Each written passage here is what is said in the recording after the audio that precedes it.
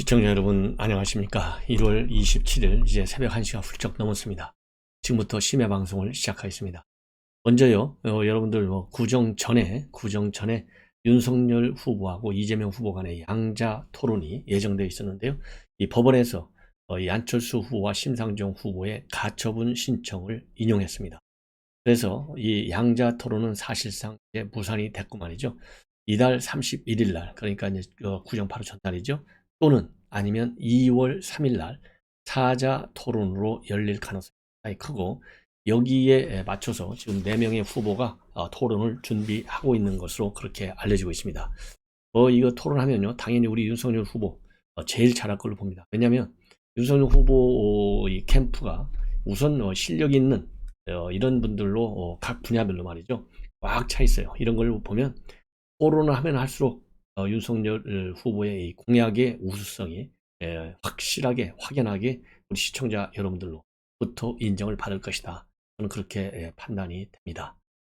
자, 이번에는요, 이 여론조사 잠깐 말씀을 드리겠는데, 채널 A에서 여론조사를 해보니까 말이죠, 이 채널 A 여론조사를 보면 이재명 후보가 완전히 뒤로 이제 말하자면 밀리고 있어요. 윤석열 후보가 37.2, 그 다음에 이재명은 33.3입니다. 자, 그래서요, 윤석열 후보는 지난달 조사와 비교해 볼 때 2.6이 올라갔고, 이재명은 2.2가 하락했어요. 자, 그래서 윤석열 후보의 지지율, 이제 상당히 안정적으로 상승 국면에 진입했다. 그리고 이제 안철수 후보는요, 이달 초에는 12.2%로 지금 껑충 뛰어 올랐습니다. 지난달 초 2.5%에 불과했는데, 그래서 안철수 후보의 상승 폭이 제일 크게 나타나고 있다.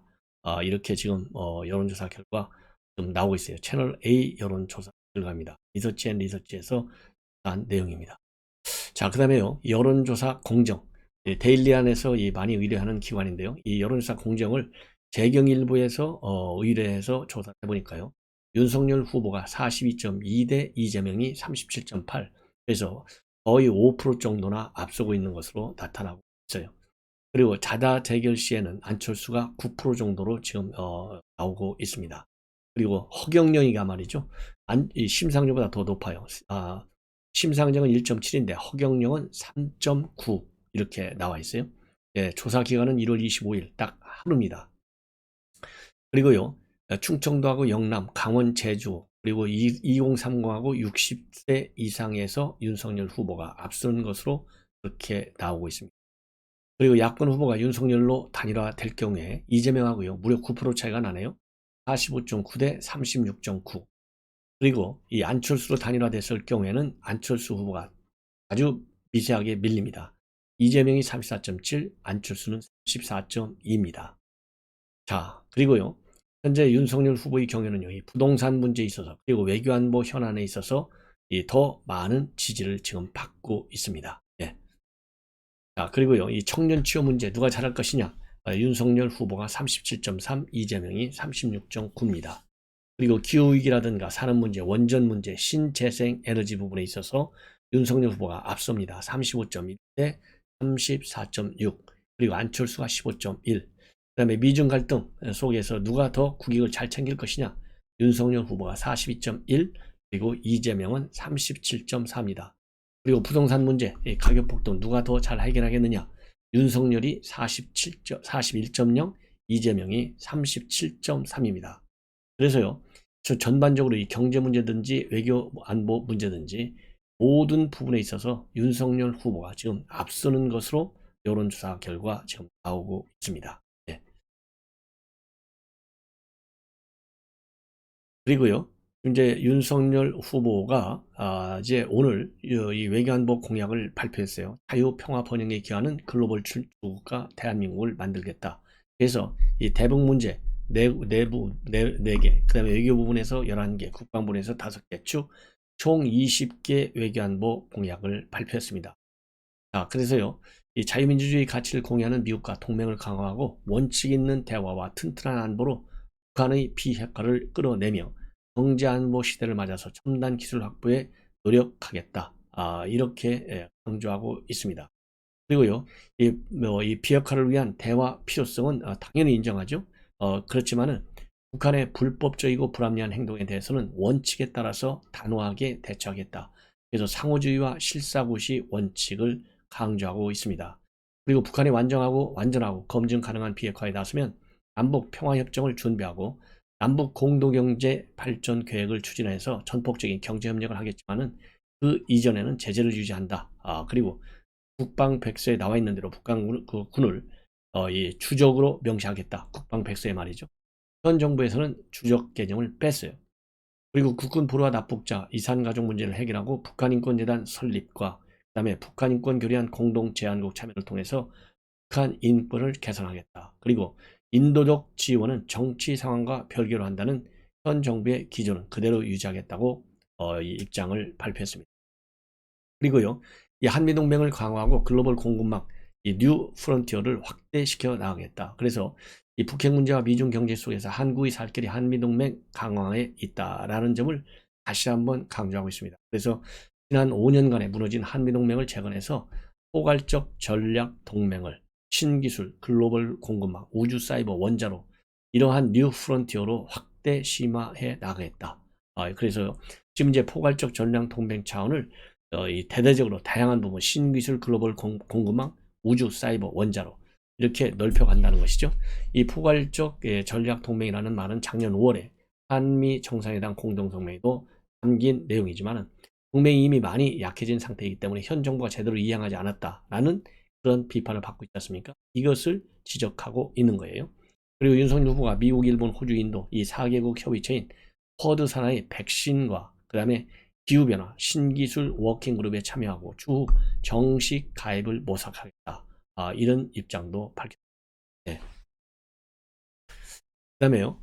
이 경제안보도 강화하겠다라는 입장을 밝혔는데요. 이 쿼드 참여 같은 쿼드 참여 등을 통해서 미국과 협력을 강화하고 미중 경쟁이 심화되고 코로나가 대유행하겠다. 지금 현재 그 국제 정치의 패러다임을 바꾸고 있는데 일종의 경제 안보 시대에 진입하고 있어요. 여기에 대한 대응 전략 강화하겠다.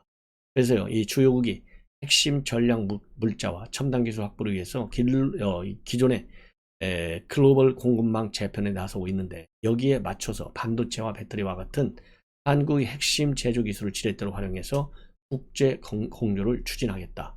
그리고 미국과 경제안보 2+2 장관회의, 한미일 경제안보 2+2+2 장관회의를 추진하는 등 원천 기술을 많이 보유한 미국, 일본, 유럽 국가들과 협력을 확대해 나가겠고 미국과는 특히 말이죠. 첨단 기술 동맹을 구축하겠다. 이런 입장을 발표했습니다. 그리고 중국과는 전략물자 수급 협의를 활성화하고 이 포괄적이고 점진적인 환태평양 경제 동반자 협정, 즉 CPTPP 이 무역 협정에도 적극적으로 참여하겠다. 이러한 입장을 보였습니다. 그리고 이 한중 관계, 그 다음에 이제 한중 관계에 있어서는 상호 존중을 기반으로 한 관계, 이런 입장을 밝혔고요. 그리고 이 반인권적 탄압에 대해서는 말하자면 나름대로 목소리를 내겠다. 그리고 경제 의존도를 좀 더 줄여 나가겠다. 그래서 안미 경세, 즉 안보는 미국, 경제, 안미 경제, 경제는 세계, 안미 경세 이렇게 입장을 밝혔어요. 그동안에는 안미 경충했잖아요. 중을 갖다가 세계로 넓힌다는 거죠. 한일 관계 제대로 좀 해결해 나가겠다. 그리고 국방 부분에 있어서는요, 삼축 체계를 강화하고 장사장포 요격 체계인 한국형 아이언돔 전력화를 2026년으로 4년 정도 더 앞당기겠다. 그리고 한미 전략훈련 더 강화하겠다. 그리고 핵 우산을 담보하겠다. 그리고 이 징병제와 이 모병제를 혼합해서 현역병 소요를 대폭 축소시켜 나가겠다. 그리고 AI 기반의 무인 로봇 개발로 현장 전투 요원을 50% 이상 단계적으로 절감하고 비전투 분야는 민간 군사 지원 기업으로 민간 인력으로 대체하겠다. 이러한 입장을 내놨습니다. 자, 이렇게 제가 이제 외교안보 부분에 관한 공약을 자세하게 말씀을 드렸는데 이 이유는 마침 오늘 윤석열 후보가 이러한 공약을 발표했기 때문에 여러분께 자세히 소개했습니다. 그리고요, 윤석열 후보가 오늘 이 중소기업 중앙회관에서 이 현직 국회의원과 그리고 원외 당협위원장 필승 결의대회에 참석했어요. 매우 이례적인 행사인데 여기에 참석해서 직접 자 의원들 또 이 원외 당협위원장 한 분 한 분이 윤석열이다라고 생각하고 윤석열은 반드시 약속을 지킨다. 그리고 윤석열은 정직한 사람이다. 한 입으로 두말하지 않는다. 이러한 말씀을 전국에 계신 국민들께 꼭 전해달라. 이런 입장을 신신당부했습니다. 이 얘기는요, 바로 윤석열 후보와 그리고 이재명 간에는 완전히 정반대의 사람이다. 이렇게 차별화, 제대로 우리 국민들에게 인식시켜서 이번 이제 구정을 앞두고 말하자면 설 밥상에서의 민심을 제대로 정권 교체로 끌어나가겠다. 이런 입장에서 한 발언이라고 봅니다. 그래서요, 오늘 윤석열 후보가 이 대회에서, 결의 대회에서 오직 국민만 보고 일하는 국민 대통령이 되겠다. 이렇게 입장을 밝혔습니다.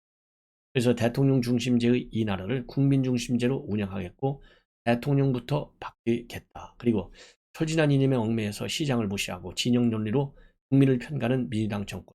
매번 말을 바꾸며 국민을 속이는 민주당 후보를 우리 국민께서 신뢰할 수 있겠냐. 그러면서 정부 여당과 이재명 후보를 싸잡아서 비판했어요. 그리고 민주당 정권에 실망하신 국민께서 아직 마음을 정하고 계시지 못한 분들도 많이 있는데 우리가 한층 더 낮은 자세로 국민께 다가가고 국민의 삶은 더 살뜰히 챙기길 원하고 계신다. 이렇게 당부하고요.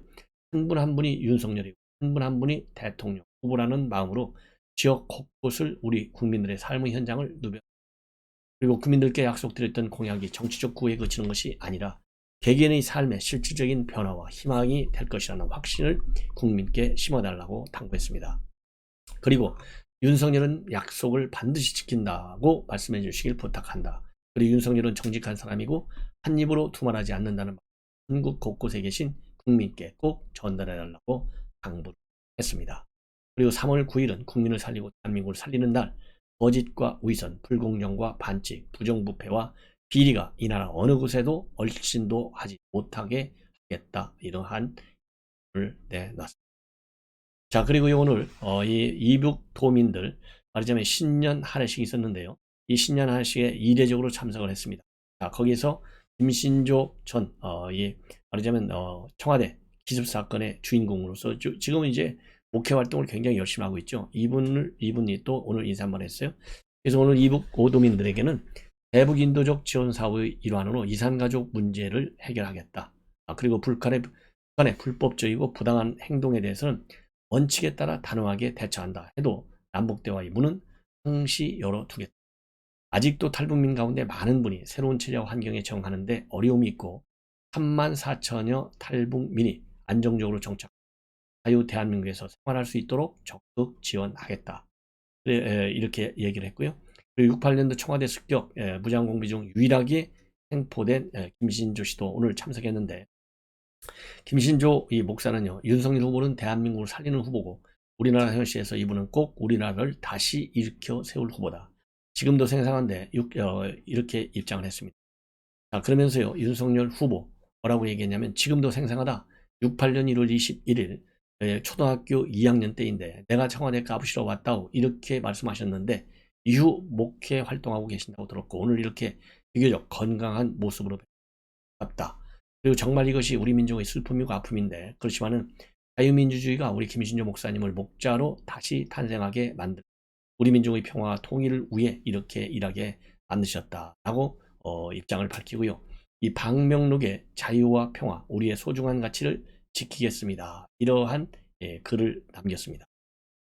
그리고요, 이제 최재형 원장이 이미 어제 이제 이 상임 고문직을 맡기로 수락을 했습니다.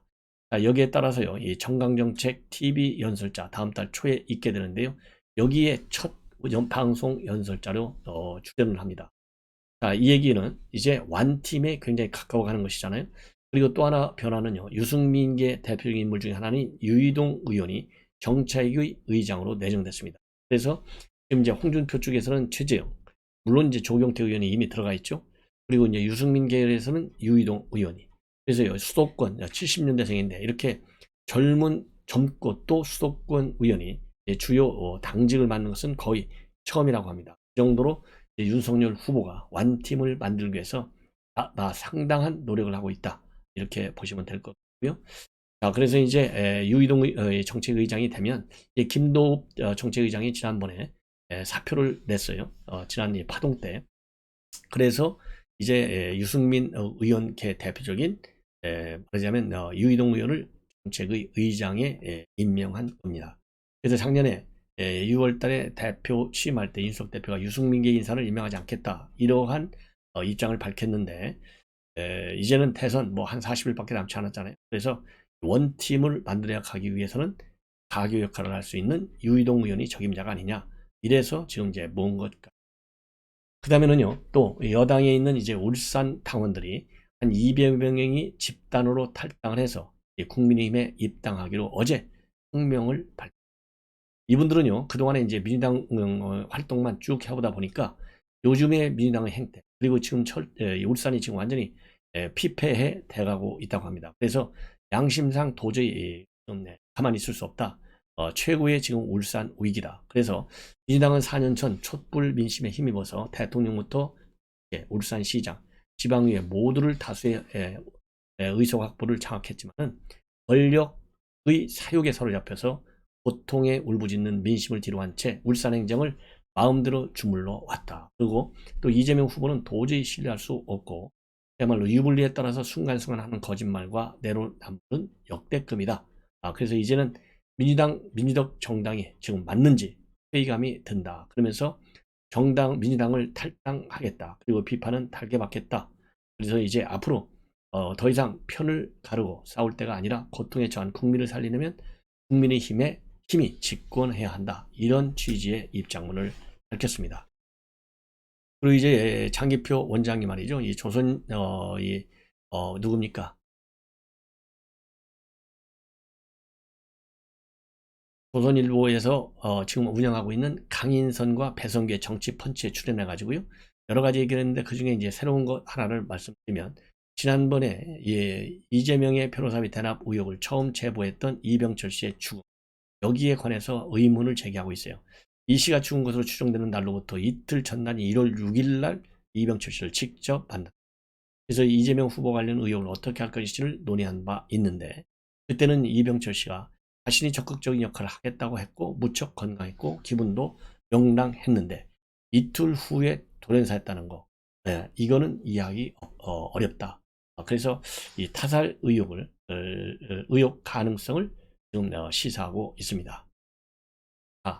이제는 이제 안철수 후보가 말이죠, 오늘 필승 결의대를 가졌어요. 그래서 이 정직한 사람이 대접받던 나라, 땀 흘리고 노력한 사람이 성과를 얻는 나라, 실력만으로 성공할 수 있는 공정한 나라가 바로 안철수 후보가 꿈꾸는 나라다. 이렇게 입장을 발표했습니다. 그러면서요, 기본적이고 이렇게 당연한 일이 대한민국에서는 왜 일어나지 않는가 이렇게 반문하면서 바로 기득권 때문이다. 기득권과 싸우는 것이 개혁이며 개혁을 할 수 있는 유일한 정치 세력은 우리다. 우리의 정권 교체는 더 좋은 대한민국을 만들기 위해 필요한 것이다. 그러면서요, 미래의 일자리, 미래 먹거리를 만들 수 있는 유일한 후보이고 당선되면 우리나라를 백신 주권 국가로 만들겠다. 그래서 대선 필승을 다지고 있습니다. 자, 그리고요, 이제 어제 나온 이재명과 관련된 활동 중에서요, 가장 중요한 하나가 느닷없이 네거티브를 안 하겠다. 이렇게 선언을 했어요. 긴급 기자회견을 해가지고 네거티브 안 하겠다. 이렇게 선언을 했는데 역시 이재명답다. 그래서 여의도 당사에서 해놓고요. 불과 2시간도 채 지나지 않아서 바로 이 네거티브 선언한 지, 그러니까 90분 만에 이 네거티브 중단 선언이 깨졌어요. 왜 깨졌느냐? 바로 이제 법사위가 열렸는데 이 법사위에서 민주당 의원들이 김건희 녹취록을 꺼내들어서 시비를 하고 또 이 국민의힘에서는 당연히 대장동 의혹을 또 다시 문제제기를 하지 않을 수가 없지 않습니까? 그래서 네거티브 중단 선언은 먼저 이재명이가 하고 이거를 먼저 깬 것도 여당 의원들이다. 법사위에서요. 대표적으로 이제 김용민 의원이 7시간 녹취록 일부를 공개하면서 비판에 나섰고, 강덕구 의원이 또 이 김건희 씨의 주가 조작 의혹과 관련해서 또 기자회견을 열었습니다. 그리고 이재명 후보 본인도 말이죠, 고향에 있는 화정역에서 한 즉석 연설을 통해서 역사를 보면 리더가 술이나 마시고 자기 측근이나 챙기고 게을러서 이 일을 다른 사람에게 맡겼더니 환관 내시들이 장난치고 어디 가서 이상한 짓이나 하고 이런 나라는 어떻게 됐나, 나라가 망했다, 이렇게 얘기를 하는 거예요. 이게 결국 윤석열 비판하는 거 아니겠습니까? 그리고 모조리 이재명 선대위에 있는 이 대변인서부터 시작해가지고 권혁기 대변인, 그 다음에 복기왕 대변인, 그 다음에 박광훈 공보단장, 이런 사람들이 말이죠, 일제히 또 네거티브 중단에 동참해달라 이렇게 말을 했어요. 그리고서 바로 90여 분 만에 깨는 이재명과 민주당, 이런 사람들을 우리가 참 뭐라 그럴까요? 이 선거를 한다는 것 자체가 이게 말이 안 되는 거예요. 이런 사람을 진작에 사퇴를 시켰어야 되는데 이 사퇴시키지 않다 보니까 민주당이 그 모든 책임을 다 뒤집어 쓰고 있다. 어떻게? 민심의 분노와 반란을 더 일으키고 있습니다. 그러니까 이재명 후보가 지지율이 올라갈 수가 있겠습니까? 절대 안 올라가죠. 예. 그래서 민심은 천심이고 천심은 무서울 수밖에 없다는 것을 민주당에 있는 의원들, 특히 이재명 똑바로 알아야 되겠다고 생각이 들어요. 그러다 보니까 이준석 대표가요, 또 입장문을 내놨는데, 상대당이 들고 나오는 의혹의 최대치가, 즉 김건희 씨 통화 녹취록입니다. 윤 후보 배우자의 사적 대화 녹취 파일 중에 부적절한 내용이 있느냐로 민주당이 생각보다 이번 대선 준비를 잘 안 한 것 같다. 그렇게 따지면 저희도 이재명 후보 배우자인 김연경 씨 여러 음성 녹취 파일을 포괄할 수 있지 않겠느냐. 그러나 저희는 그럴 의도가 별로 없다. 그리고 최근에 말이죠, 이재명 후보가 큰절 올리고 눈물을 흘렸잖아요. 타인의 아픔에 공감하는 모습보다 굉장히 칼 같은 모습을 보였던 사람인데 본인이 다소 불리한 상황에 놓였다고 생각하지 억울함을 많이 호소하고 있다. 그래서 눈물의 호소, 그야말로 이 작전이를 펴고 있는데요. 이거 우리 국민들 안 속. 더군다나 말이죠. 지금 2030들이 이제 등을 지고 있잖아요. 이게 잘 안 돌아와. 그러다 보니까요, 역사상 가장 젊은 내각을 구성하겠다. 그리고 3040 장관을 적극 기용하겠다. 이건데요. 이게 단순하게 지지를 끌어오기 위한 일종의 말하자면 선동이에요. 선동. 절대로 이거를 이행하지 않습니다. 여기에 2030이 넘어가겠습니까? 절대로 안 넘어가죠. 네. 이거 장난치지 마십시오. 라고 저는 주장하고 싶어요. 자, 이번에는요, 이철희 정무수석이 이제 서울시장 선거에 나올 가능성이 있다. 이렇게 조선일보가 단독으로 보도하고 있어요. 자, 왜 그러냐면 지금 서울시장 지난번에 한 거의 20% 차이로 완전히 패했지 않습니까? 그러다 보니까 그 사람이 그 사람이에요. 새로운 인물이 나와야 돼. 새로운 인물 중에 한 사람이 바로 이철이라는 거예요. 이철이는 그동안에 이제 정치평론가도 했고 국회의원 보좌관도 했고 그러다가 20대 국회 때 비례대표로 입성한 사람이잖아요. 그런데 2019년도 10월 달에 느닷없이 21대 총선을 앞두고 정치의 한심한 꼴 때문에 부끄럽다 이러면서 불출마를 선언했고 그래서 작년 4월 총선이 끝나자마자 정무수석으로 들어갔어요. 그러니까 1년 있다가 2021년 4월이니까요. 상당히 온건하고 합리적인 스타일로 분류되는 사람이기 때문에 그나마 이제 말하자면 지금 중도층을 잡아야 되잖아요. 내년 이번 지방선거도 마찬가지. 그러다 보니까 이철이가 지금 거기에 거론되고 있는 것 같습니다. 그리고 이제 청와대 인사들 중에서요, 이 박수현 소통수석은 충남지사, 그리고 박경미 대변인은 서울시 교육감 후보군으로 거론이 되고 있다고 합니다. 그리고 윤만실 전 청와대 제도개혁비서관은 광주의 광산구청장 보존을 위해서 이미 표를 낸 것으로 그렇게 알려지고 있습니다. 그래서 이 공직자들이요, 6월 지방선거에 출마하려면 90일 전인 3월 3일까지 출마해야 되는데 문재인 대통령은 지선 출마를 위해서 사퇴하는 사람들 만류하지 않겠다. 이런 입장으로 알려지고 있는데요. 자, 박경미가 서울시 교육감? 이거 깜냥 부족이죠. 박수현 수석?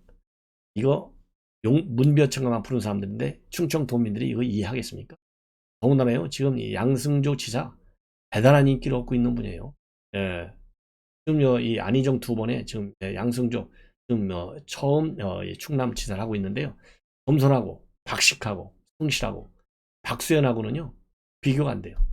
박수현은 문벼천가만 알지 민심 흐름을 읽을지를 몰라. 우리 국민들이 얼마나 문재인 대통령의 통치, 국정운영에 대해서 불만이 많은데 매일같이 말이죠, 문재인 대통령 껴안는 데만 급급해. 이런 사람들이 우리 충청도 흔히얘기하는 양반 마음을 살 수 있을 것 같아요? 진정성이 없잖아요. 거기에 비해서 우리 양승조 지사는요 굉장히 진정성 있고, 그리고 뭐라고 그럴까요, 박수현에 비해서는요 그야말로 한마디로 민심을 존중할 줄 아는, 민심을 흡수하려고 노력하는 그런 도전을 하고 있다. 이것이요 일반적인 충청도의 분위기입니다. 그런데 이런 양승조를 갖다가 박수현이가 밀어내겠다? 이거 망할 짓이에요. 절대 불가능하다. 그래서 박수현 수석은요 2번 방식 나가지 말라, 그런 얘기. 자, 시청자 여러분, 이것으로 오늘 심야방송 1부를 마치고 바로 이어서요 2부를 보내드리도록 하겠습니다. 시청자 여러분, 대단히 고맙습니다.